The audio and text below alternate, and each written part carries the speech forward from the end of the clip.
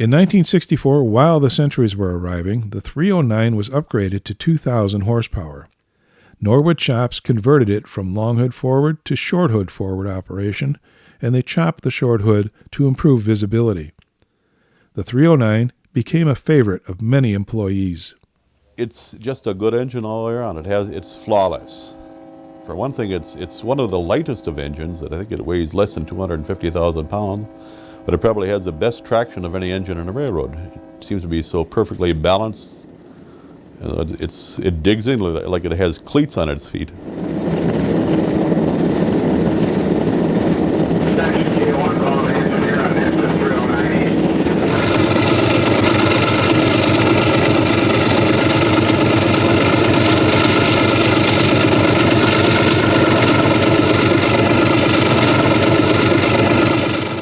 It also reacts well to the throttle, and it pulls very, very good. Very low wheel slippage out of the 309, and never overheats. Runs decent all day long.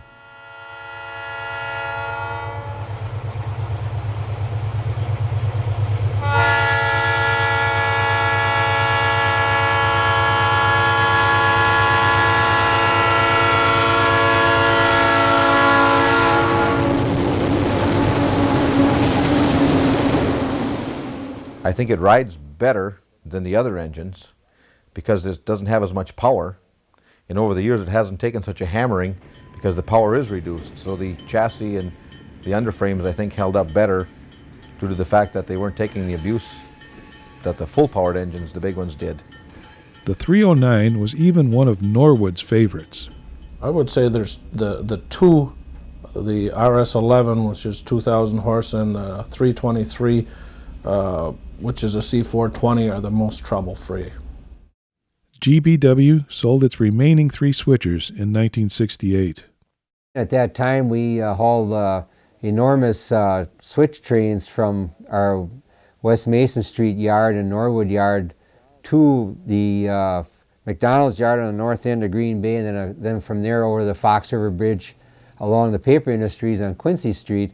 And we would go over there sometimes with 50 to 80 cars with those 102, 103, and they were definitely underpowered for something like that. But we made it work for years. It worked. Remarkably, all 3 of them survived for decades. S1 number 103 was sold to Nakusa Edwards Paper Company in March 1968, becoming their 61. It was transferred to Ashdown, Arkansas in February 1970 and was still there in 2009, stored unserviceable. S1 number 102 followed it to Nakusa in June 1968, becoming their 12. It was resold to Cargill in Buffalo Lake, Iowa in 1981 and apparently was scrapped sometime after 2002. Also in June 1968, S2 number 201 was sold to Wisconsin Electric Power Company.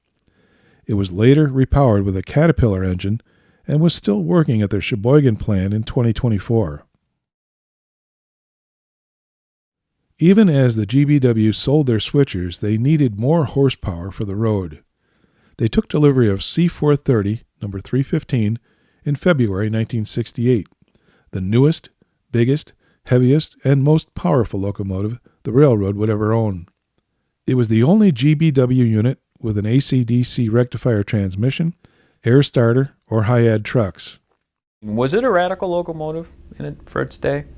I believe it was, yeah. The high-ad truck that they tried and things, they were really experimenting on that one. Do you know why the GBW bought something like that? Higher horsepower. It was a matter of, at that time, they were marginal tonnage on 1 and 2, and a lot of times they could run with 2 instead of 3 if they threw the 15 in there.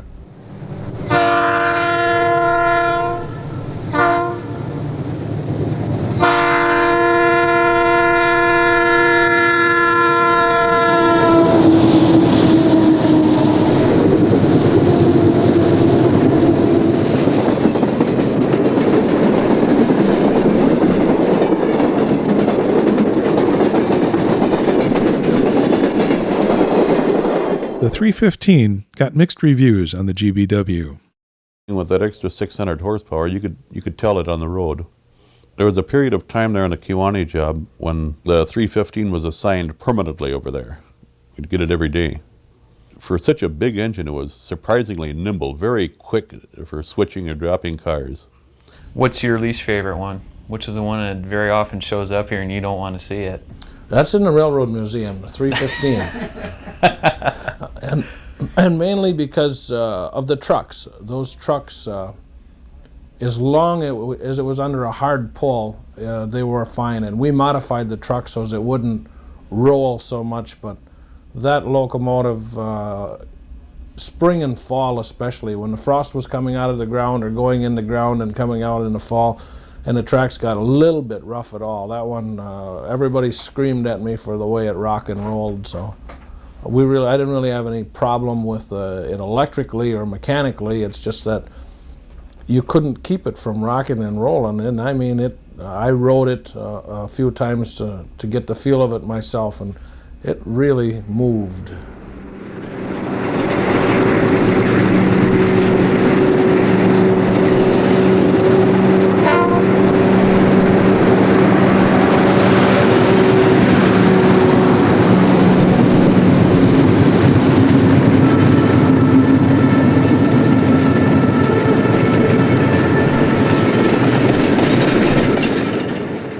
That was a hot engine in the summertime. The way that electrical system was built in there, it blew air into the cab, and it would just get really hot in there all the time in the summertime. So I never cared to see the 315 ahead.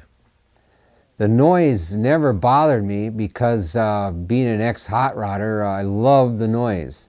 The louder the better. And the engine that was always my favorite unit for noise and engine sound was the 315. When we would go up what we would call towards the summit on the way to Kewanee, which was milepost 10, the summit, we went up quite a grade there for about 5 miles. And when you would go up there with 90 to 100, 110 cars, you would drag down to anywhere from 2 to 4 miles an hour, sometimes even 1 mile an hour. And you would attempt to keep them in the 8th notch as long as you could. But I would let the qualified firemen run the engine, and I would go back on the 315 and crawl up on the ladder back by the rear sand dome and listen to the exhaust. And that 3,000 horses, you could hear every horse come out of there. It was just fantastic sound.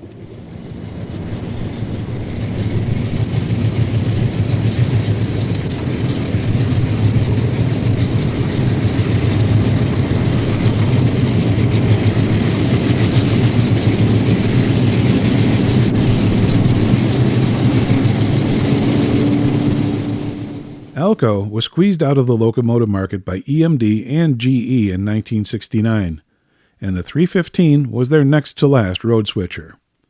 However, Alco's Canadian affiliate, Montreal Locomotive Works, eventually became part of Bombardier and continued production until 1985. Instead of abandoning Alco, the GBW turned to the used locomotive market for more power. In 1967, they leased 2 of the CNW's RS-27s. The Northwestern purchased 4 RS-27s in 1962, but traded them in on C-425s 4 years later. Rather than being dismantled, they all found new homes elsewhere. The 902 and 903 operated briefly in Northwestern colors, but with GBW heralds on the cabs. They came off lease in a few months, but the GBW bought the 903 in October 1968. It eventually became GBW 316. They bought the 902 in February 1969, which became GBW 317. Well, the general manager and I, Clarence Hellerson, used to have a little chiding about that because we bought those engines very cheap and rebuilt them, and to this day I'm not sure it was a very wise move. Both units were painted in a modified color scheme that eliminated the gray band. The rest of the roster would eventually wear this simplified scheme.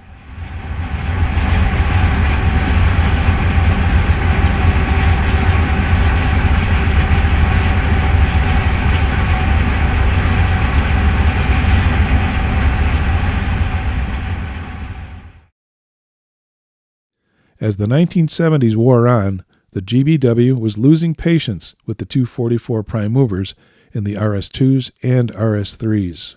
They had more water leaks and more oil leaks, and oil leaks get you in big trouble with the governmental agencies, and they were almost impossible to stop. They just shook, rattled, and rolled that much more. Okay. Did you have crankshaft problems with those too? Yes, very much so. We lost more main bearings. I don't know why, but that was, the main bearings were lost in two of the units just after I started here. Norwood rebuilt RS3 305 with a brand new 12-cylinder 251 engine in June 1973. They also upgraded the electrical system from manual to automatic transmission. Now rated at 2,000 horsepower, the rebuilt unit was designated an RS20.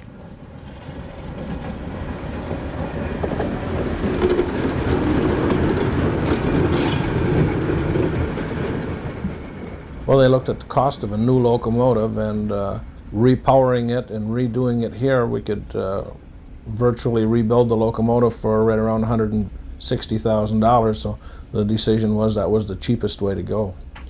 They were upgraded all the way around, all new wiring, control wiring. We made some electrical upgrades and electric lockers, so they were more dependable when they came out because all of the old wiring was gone. You had a new engine, and they just worked out very well. That extra 400 horsepower, when we replace the 1600 diesels with the 2000 horse diesels, they're faster, quicker, and of course with the more modern 26 brake system as opposed to the old 6. It's a better brake for switching and also train handling.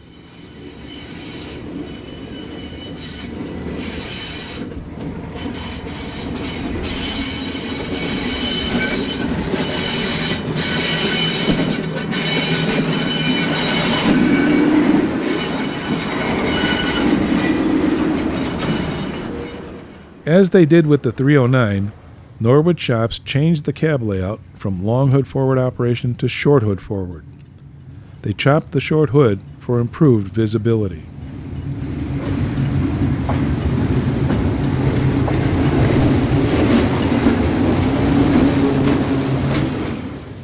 At that time, around 1975 or so, when they were rebuilding them, I was general chairman of the engine men. And Clarence Halverson, the vice president of operations, he called me in his office one day and he said that they were telling me about this project they have about rebuilding these things, and asked if I would be willing to go down and work with the back shop person and how to lay out the inside the control stand. So I was more than happy to do it.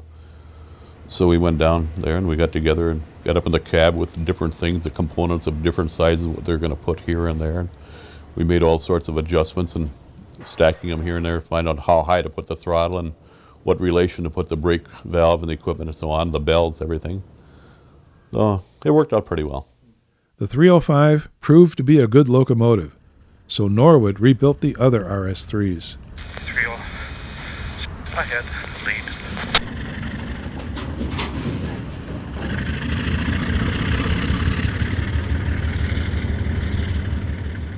The 308 was rebuilt in April 1974, the 307 in January 1975, and the 306 in February 1976.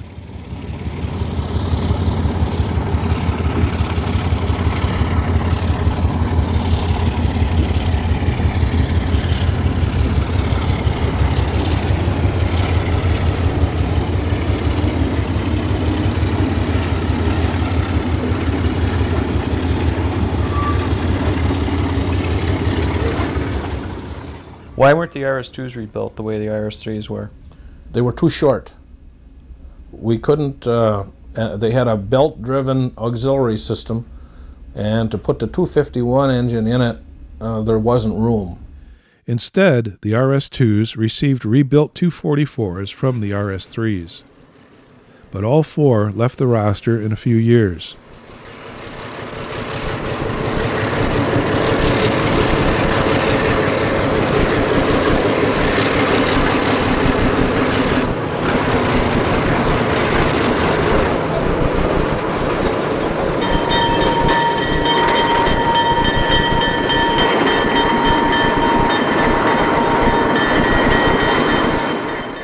302 was stripped and scrapped in February 1976.